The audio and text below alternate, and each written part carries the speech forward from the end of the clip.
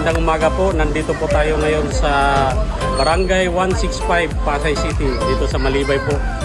Mayroon tayong programa. Kasama po natin ang butihing barangay captain, si Cap Larry Di Castro. Cap, magandang umaga po. Magandang umaga, sir. Ano pong masasabi sa programa natin ngayong araw na to? Napakaganda po ng programa natin dahil ito po yung makakatulong sa ating mga kabarangay, lalo na sa mga kabataan. Tuli, medical mission, ayun po, malaking tulong po sa ating barangay. Nandito po tayo ngayon. Sasamahan po natin ang ating stakeholder na si Dr. Joey Balyaw. Kaya samahan nyo kami. Marami tayong programa. Ano yung Kap? Libreng tuli, medical mission, baka may dental pa.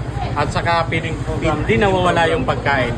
Maraming salamat po. Opo, maraming salamat kay Dr. Balyaw na nag-initiate ng ating programa ngayong araw na to. Maraming salamat po.